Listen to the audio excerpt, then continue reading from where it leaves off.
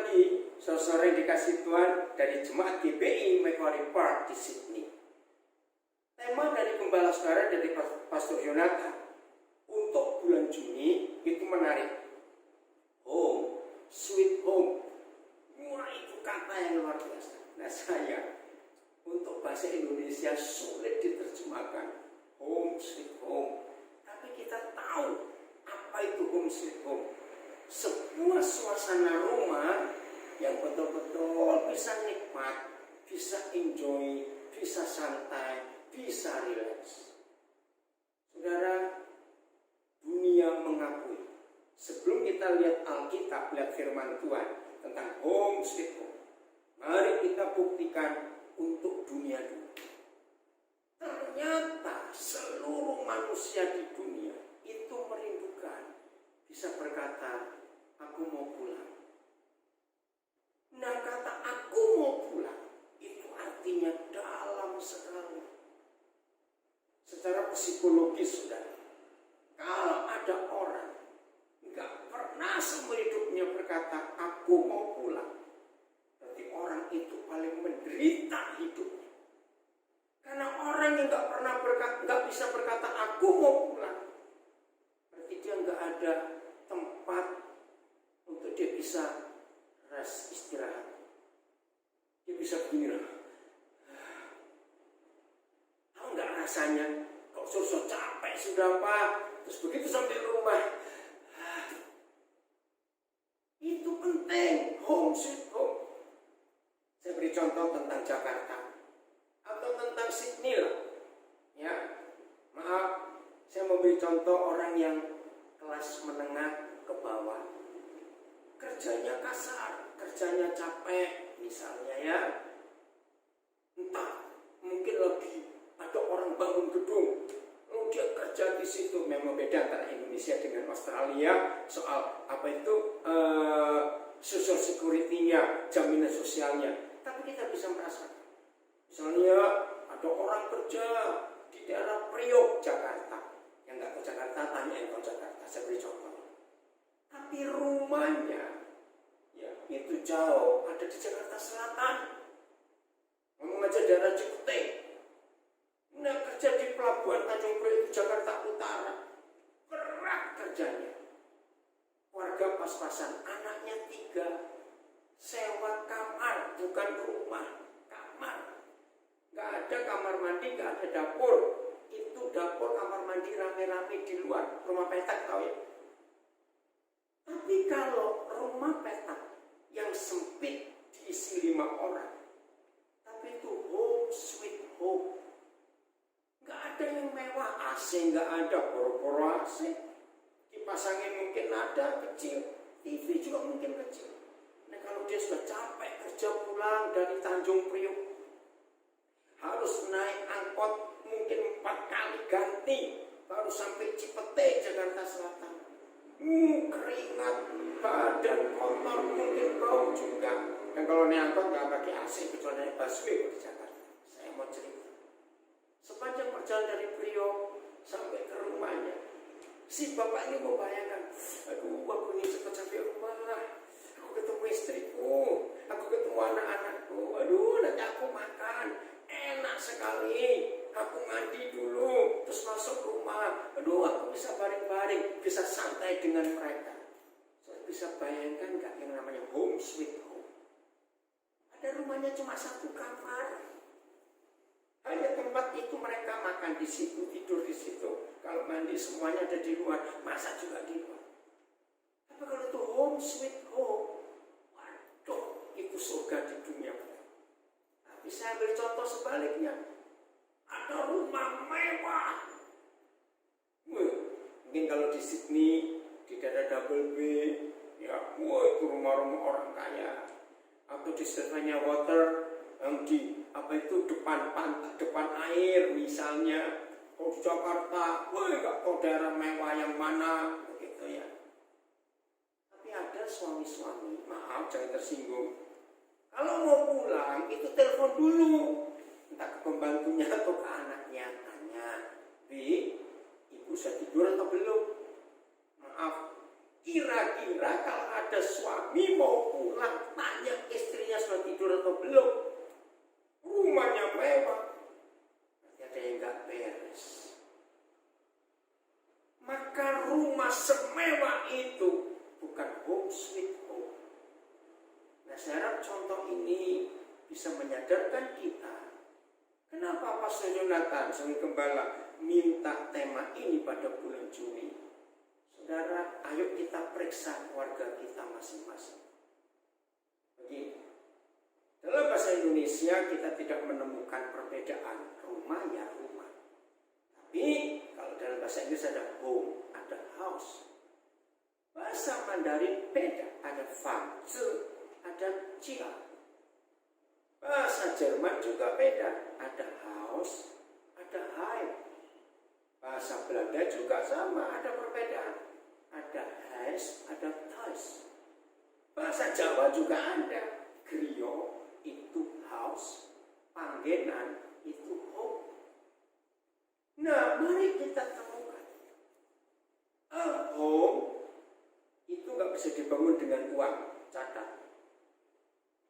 A house, buildingnya, gedungnya, itu dibangun dengan uang. Makin banyak uang keluarga itu, makin uang house-nya. A home itu hanya bisa dibangun oleh dua orang yang namanya papa, mama, suami, istri. Harmonis. Maka a home itu akan nyata dan enak untuk dirasakan. Saudara yang pernah ikut cruise, pernah ikut tour, wah, ke negara-negara yang wah, nginep di hotel-hotel yang wah. Jujur, setelah sekian hari, kangen gak rumah? Maaf, jangan tersinggung. Sehebat apa, maaf, klosetnya, WC-nya, hotel-hotel mewah yang kita kunjungi. Maaf, jangan tersinggung. Tetap masih enak duduk di kloset kita sendiri, WC kita di rumah. Betul tidak? Walaupun WC kita di rumah kita nggak semewah WC-nya hotel-hotel itu. Maaf ya saudara-saudara, si contoh yang mungkin agak jorok, tapi itulah fakta. Home sweet home. Mungkin kasur kita di rumah nggak semewah kasurnya hotel-hotel, kasurnya kapal cruise itu.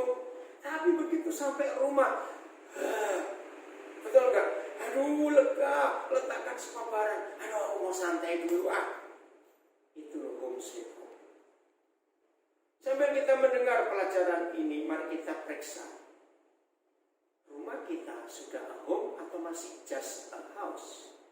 Itu pertanyaan yang berbeda. Berapa puluh tahun yang lalu? Nggak tahu Pastor Jonathan masih ingat, Cik Sana, Oma Sana masih ingat di Surabaya, di pinggir Kali Kayun, sebelum ada Delta Plaza waktu itu. Itu daerah kumuh, saudara.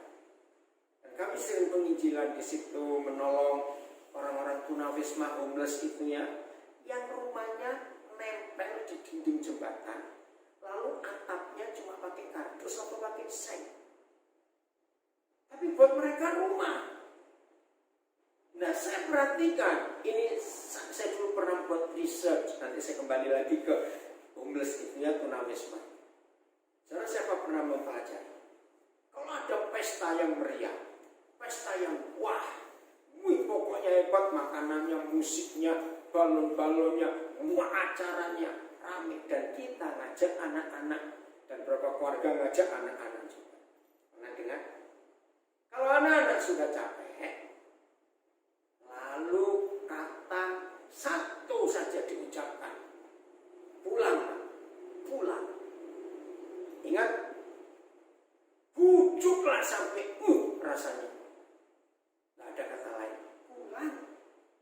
Itu masih banyak loh makanan, masih gini, pulang. Saudara ngerti? Mau nggak mau kita harus bawa si kecil ini pulang. Daripada ribut, malu nanti kita di tempat pesta. Wih, anaknya siapa itu ribut? Nah, logika saya, waktu saya belum menikah, saya nggak bisa bayangkan logika kita kalau anak-anak kecil diajak ke pesta, acara belum selesai, masih rame, makanan masih banyak, tapi minta pulang.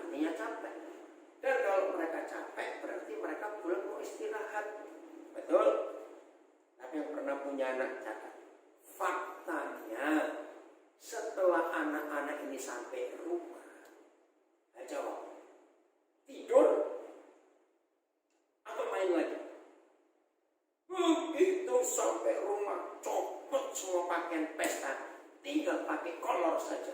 Wih, mereka lompat-lompat, senangnya luar biasa. Nah, biasanya mama yang masih suka pesta pasti ribut. Begitu kenapa tadi ngajak pulang?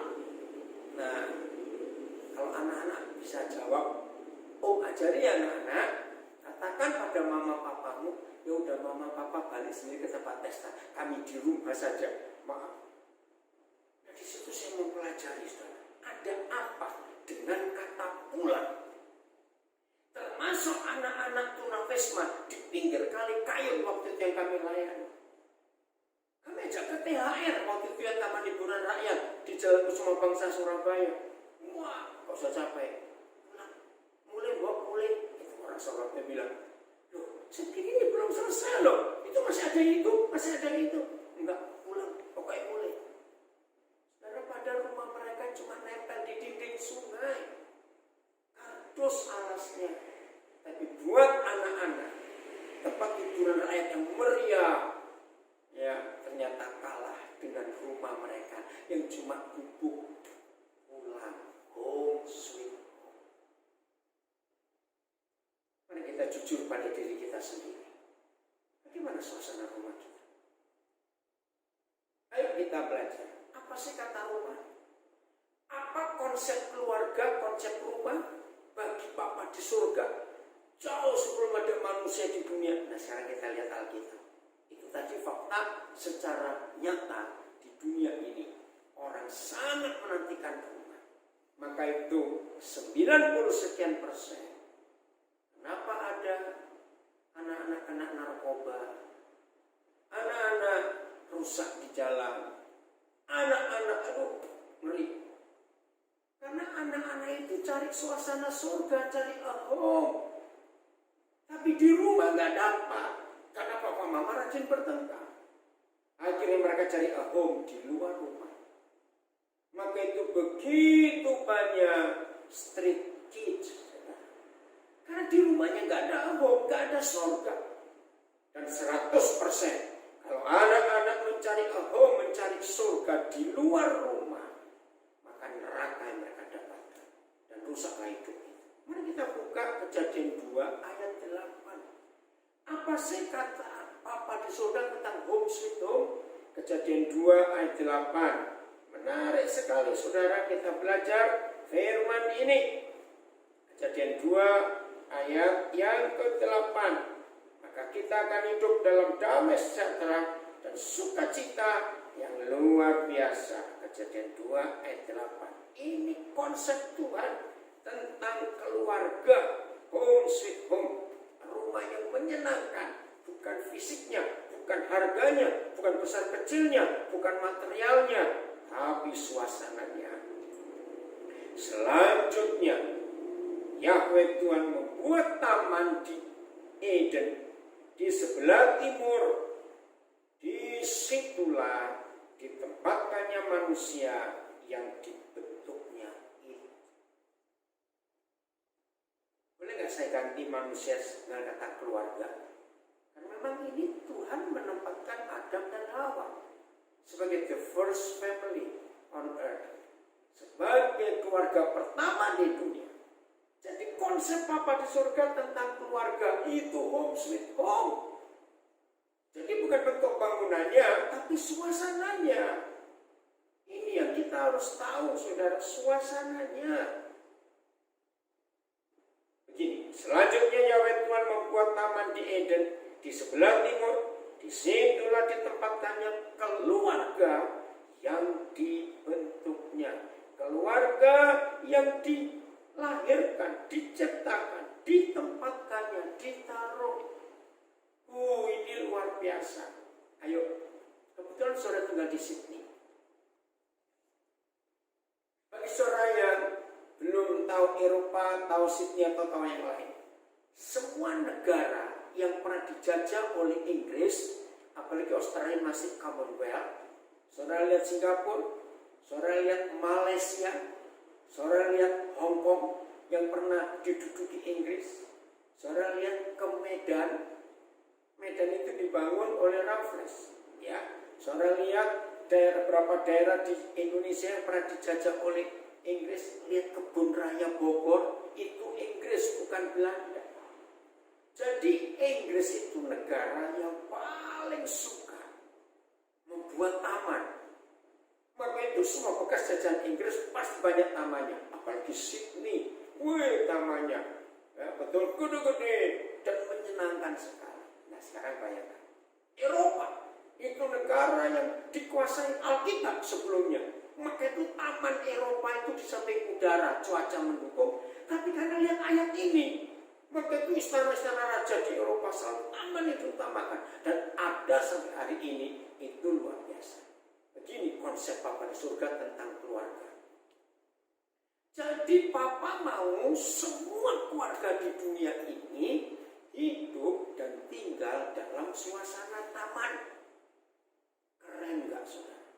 Ayo cepat sebutkan 10 hal dalam waktu 3 detik. Misalnya, tiap kali kita mendengar kata taman, garden, saudara mikir apa? Sejuk, indah, segar, bunga, udara harum, fresh, yang ada ayunan, jangan lupa itu. Pokoknya indah. Saudara bayangkan. Ini yang Papa mau tentang keluarga kita. Home sweet home. Maka itu saudara, yang dibenci oleh iblis bukan kebaktian gereja. Lihat, di suasana COVID-19 ini enggak ada ibadah gereja seperti dulu. Kebaktian tetap ada lewat online. Tapi lihat fakta, negara pertama di dunia yang saya dengar di masa lockdown, di masa COVID-19 ini, banyak perceraian ternyata Australia. Loh kok bisa? Bayangkan suami istri selama ini nggak pernah hidup serumah selama ini, baru COVID-19 ini. Karena begitu lamanya suami istri tinggal serumah, apalagi kalau rumahnya kecil, ketemu terus kemana, ketemu ke situ, ketemu, kelihatan aslinya. Yang selama itu nggak pernah tahu aslinya. Ngeri sekali. Dan inilah usaha iblis. Yang dia rusak bukan gereja, yang dia rusak bukan pelayanan, bukan bukit doa. Yang dirusak bukan sekolah teologi, yang dirusak adalah Taman Eden. Ngeri sekali. Coba saudara renungkan, apa lawan katanya taman, garden? Jawabannya desert. Jawabannya padang gurun, semak belukar. Itu lawan katanya taman. Dan ini yang menyedihkan, iblis berhasil merusak taman menjadi padang gurun. Ayo kita renungkan, apa yang terjadi pada anak-anak yang sejak lahir sampai bertumbuh hidup dan tinggal dalam suasana taman? Jawabannya, anak-anak itu pasti sehat karena udara bersih, suasana menyenangkan. Dan anak-anak jadi jenius karena belajarnya tenang. Saudara, sedikit sejarah. Kenapa kindergarten tidak boleh diterjemahkan menjadi bahasa Inggris, bahasa Belanda, bahasa Indonesia, bahasa Aborigin, bahasa Maori, bahasa apa saja? Tidak boleh. Sebab kindergarten itu hak cipta dan hak patennya itu milik orang Jerman.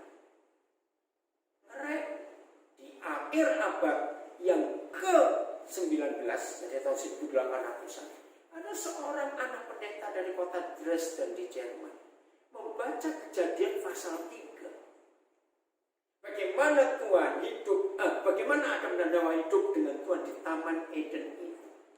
Maka disitulah muncul taman kanak-kanak, kindergarten. Nggak boleh diterjemahkan karena patenya orang Jerman. Karena di sini namanya Strobel, saudara cari di Google ya, kindergarten. Dia melihat, oh di taman itu mereka hidup, mereka sekolah, mereka belajar. Maka itu taman kanak-kanak nggak boleh di indoor, harus outdoor, di tempat terbuka, karena belajar di taman. Di situ Strobel mengajar anak-anak tentang matematika, biologi, tentang apa saja. Dengan taman itu, akhirnya setan menang, maaf.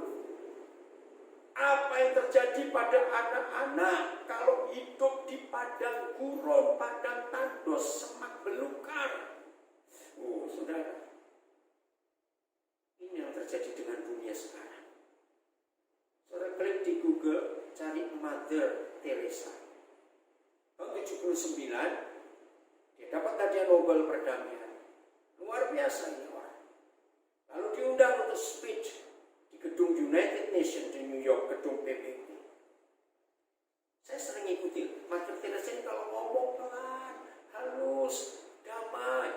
Dan kalau bicara gak pernah panjang-panjang, hanya ukuran menit. Waktu dia diminta speech, pidato di sidang umum PBB tahun 79 setelah dia terima, tahun 80 setelah dia terima hadiah Nobel, dia cuma ngomong pendek. Dan kata-kata Mother Teresa dipakai oleh seluruh dunia sampai hari ini. Begini kalimatnya. Hai para pemimpin dunia, jangan bicara peace, perdamaian dunia di gedung ini. Tapi kalian masing-masing pulang ke rumah, buat damai di keluargamu. Maka dengan sendirinya dunia akan jadi damai. It's true. Dan orang percaya kata itu sampai hari ini. Maka itu gereja Tuhan, ayo kita benahi keluarga kita, benahi rumah tangga kita. Dengar ya? Tuhan tidak minta kita untuk buat taman itu. Oh, sorry Tuhan. Kalau Tuhan suruh kami suami istri buat taman, sorry. Maaf, nggak sanggup, biayanya mahal. Perawatannya juga mahal, maintenance-nya. Tapi saudara ingat, dia yang buat taman, kita suruh nempati. Dan kita sebagai gardenernya, pengelolanya, kan enak. Suatu kali saya tanya, Bapak terima kasih. Waktu kami baru menikah ya, terima kasih. Oh ya, pada saudara David, keluarga David, ya adiknya Pastor Jonathan baru mensyukuri 25th anniversary. Selamat ulang tahun pernikahan berapa waktu yang lalu. Saudara, kembali ke taman ini. Jadi Papa tidak minta kita untuk buat taman. Dia minta kita menjaga, mengelola taman itu. Dia buat, kurang enak. Maka saya berpikir, kalau begitu perlu alat dong untuk menjaga taman itu supaya tetap asri, tetap segar, tetap baik. Betul. Ternyata alat, tools yang Tuhan beri kepada kita enggak banyak-banyak. Cuma satu alatnya. Tolong suami istri perhatikan. Alat yang Tuhan berikan kepada kita untuk menjaga taman Eden itu cuma satu. Namanya forgiveness, pengampunan. Saudara dikasih Tuhan, perhatikan. Iblis tidak pernah mencuri waktu doa kita di rumah. Maka itu doa di keluarga masih banyak. Iblis tidak pernah mencuri jam kita baca Alkitab di rumah. Hampir banyak keluarga Kristen masih suka baca Alkitab. Tapi yang iblis curi dari keluarga kita, alat ini, mengampuni. Suami istri, mari kita jujur pada diri kita sendiri. Ternyata hal yang paling sulit dalam hidup pernikahan kita bukan doa bersama, bukan makan bersama, tapi mengampuni suami istri. Tolong perhatikan mulai hari ini. Jangan sampai iblis berhasil mencuri pengampunan dari pernikahan kita. Begitu iblis berhasil mencuri pengampunan, langsung Taman Eden menjadi Taman Edan. Maaf, Taman Eden menjadi padang gurun tandus. Karena suami istri tidak mengampuni. Masa sefatal itu? Betul. Mari kita baca Ibrani 14 ayat 12 supaya tahu saudara. Apa yang terjadi kalau suami istri tidak mengampuni? Apa yang terjadi? Ibrani 14 ayat yang ke-12. Begini bunyinya, dan itu menakutkan sekali. Maka itu ayo mulai hari ini suami istri kita rajin dan selalu mengampuni. Ibrani 14 ayat 12 ayat 14. Berusahalah bahasa Inggrisnya. Hidup damai dengan semua orang. Istri, suami, orang atau bukan. Sampai bukan orang. Berusaha hidup damai dengan semua orang. Dan kejarlah perdamaian. Saya baca dengan terjemahan yang betul. Sebab tanpa hidup damai dengan semua orang, tidak seorang pun akan melihat Tuhan. Saudara dengar? Kalau melihat Tuhan aja nggak bisa. Mana mungkin kita bertemu dengan Tuhan? Nggak mungkin. Nah, kalau di rumah kita nggak bisa melihat Tuhan, ingat loh, cuma ada satu di antara dua. Kalau bukan Tuhan, ini bagus bahasa Indonesia. Kalau bukan Tuhan yang ada di keluarga kita, berarti hantu yang ada di keluarga kita. Tuhan, hantu, Tuhan, awas. Kenapa ada hantu di keluarga kita? Kenapa ada setan di keluarga kita? Karena kita tidak berdamai suami istri. Mungkin berkata, saya ini nggak punya musuh loh Pastor Yonatan. Cuma saya itu ada berapa orang saya malas ketemu. Sama. Nggak punya musuh tapi malas ketemu. Lah itu apa? Suami istri, bagaimana komunikasi kita? Itu penting sekali. Masih ingat Matius 18 ayat 19-20, saya nggak usah baca karena itu ayat terkenal. Begini kata Tuhan, aku berkata kepadamu, sebab apabila di dunia ini ada dua orang yang sepakat minta apapun juga, maka permintaan mereka akan dikabulkan oleh Bapakku di surga. Itu Matius 18 ayat 19. Saudara dengar ya? Dari seluruh Alkitab Kejadian sampai Wahyu, tidak ada janji yang sehebat Matius 18-19. Minta apapun juga, permintaan dua orang yang sepakat itu akan dikabulkan. Itu luar biasa. Enggak asal dua orang. Two people make agreement, yang buat kesepakatan. Siapa dua orang yang buat kesepakatan? Suami istri. Maka itu waktu kita menikah ada vow. Sumpah janji nikah itu bukan promise ya, tapi vow. Itu kuat yang membuat dua orang laki perempuan ini sepakat. Minta apapun juga. Wih, hebat sekali. Maka itu kalau kita teliti ayat ini, maka sebetulnya tidak perlu ada keluarga yang masalahnya bertele-tele nggak selesai. Tidak perlu ada rumah tangga yang masalah nggak habis-habis. Karena minta apapun juga permintaan suami istri itu dikabulkan oleh Bapa di surga. Tapi kalau sepakat, in one accord, in one heart, one mind, one purpose, semuanya satu. Nah, sekarang saya balik. Iblis tahu, coba dengarkan. Apabila suami istri kompak, sepakat, sehati, in harmony, hidup harmonis, setan pasti kalah. Karena doa suami istri yang sepakat, minta apapun juga, Tuhan dengar. Dan apa yang dibuat oleh iblis dalam keluarga kita sepakat suami istri, iblisnya lari. Nah, sebelum iblis dikalahkan, ini kurang ajarnya si hantu itu. Ternyata mereka mengalahkan kita balik. Dengan cara apa? Iblis mengalahkan suami istri yang punya otoritas doa yang hebat. Simple, sederhana, dibuat gak sepakat. Apa bentuk gak sepakat? Tolong catat suami istri. Bentuk gak sepakat itu jengkel, iritasi, jengkel. Pas begitu suami istri kerasukan rasa jengkel terhadap pasangannya, detik itu juga kita menghancurkan kesepakatan kita. You break the agreement between husband and wife. Begitu suami istri gak sepakat, doalah sampai berbusa mulutnya, Tuhan gak bisa dengar karena gak berdamai. Maka itu ini kita harus hati-hati, harus tahu saudara bagaimana kesepakatan. Mungkin ada berkata, Pastor Yonatan, kok masih ada?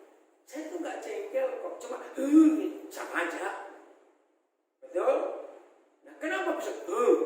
Karena gak mau mengampuni.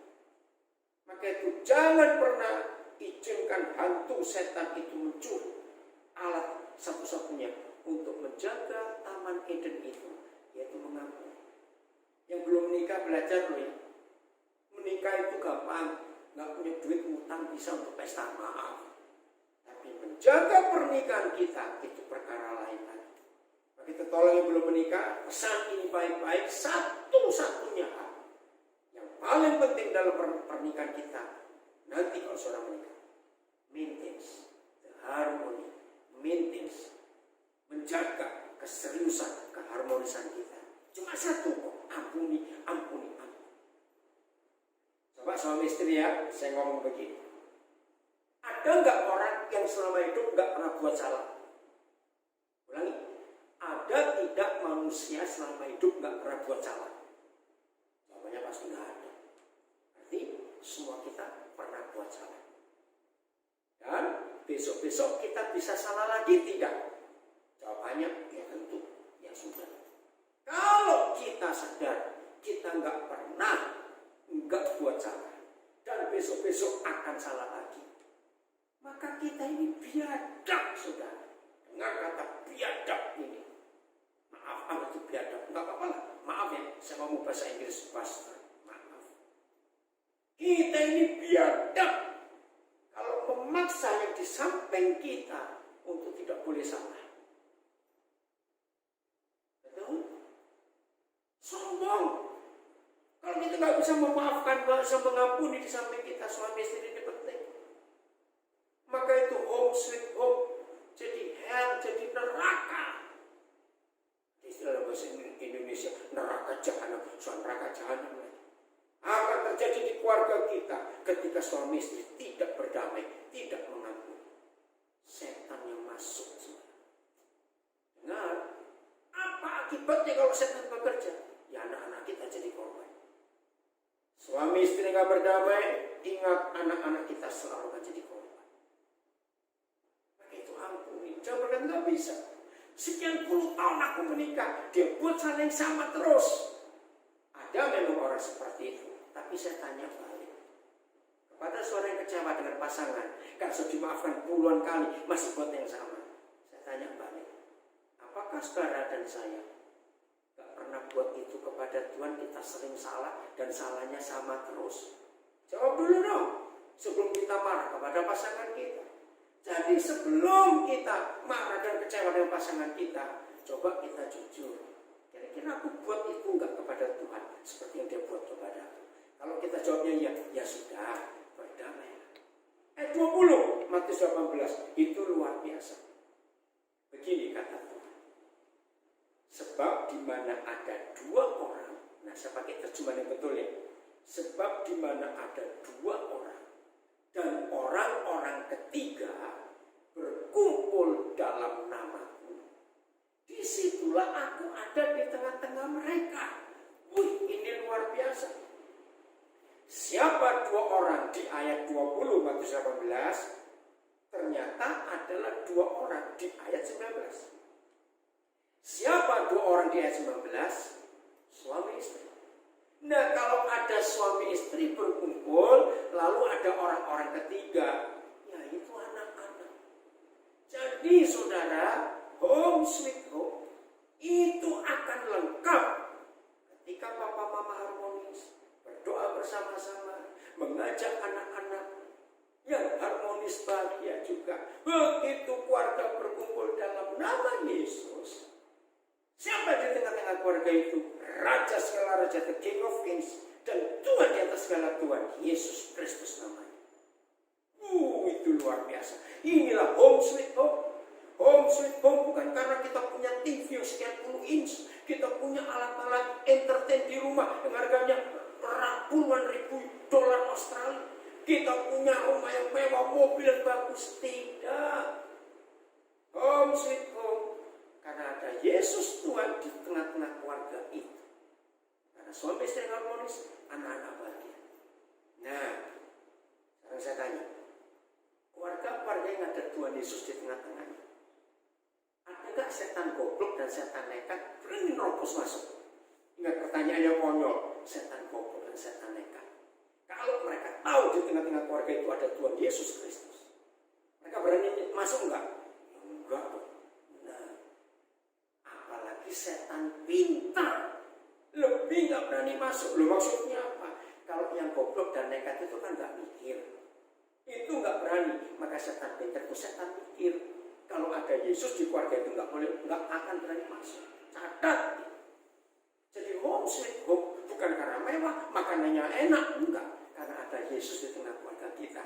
Ayo kita periksa. Di keluarga kita hari ini ada Yesus, maaf, atau cuma hanya ada gambar Yesus di rumah kita. Beda loh saudara, ada Yesus dan ada gambar Yesus. Maaf ya, saya saudara mengerti. Inilah kebenaran yang luar biasa. Maka ayo, kalau ada di antara kita mendengar firman ini, ternyata keluarga kita seperti padang gurun tandus. Cuma satu merubah jadi taman Eden lagi. Suami istri, rendahkan hati, berdamai. Nah, saya akan tanya gini pada akhirnya. Jadi menurut Matius 18, ayat 19 dan 20. Dengar ini pertanyaan penting. Nah, kalau saudara bisa jawab, harus bertobat. Pertanyaan saya. Berarti setelah kita mempelajari Matius 18, 19 dan 20, lebih mudah mengundang Yesus atau mengundang setan ke keluarga kita. Pertanyaan kedua. Lebih mudah mengusir setan atau mengusir Tuhan Yesus dari keluarga kita? Ini pertanyaan konyol. Saya ulangi.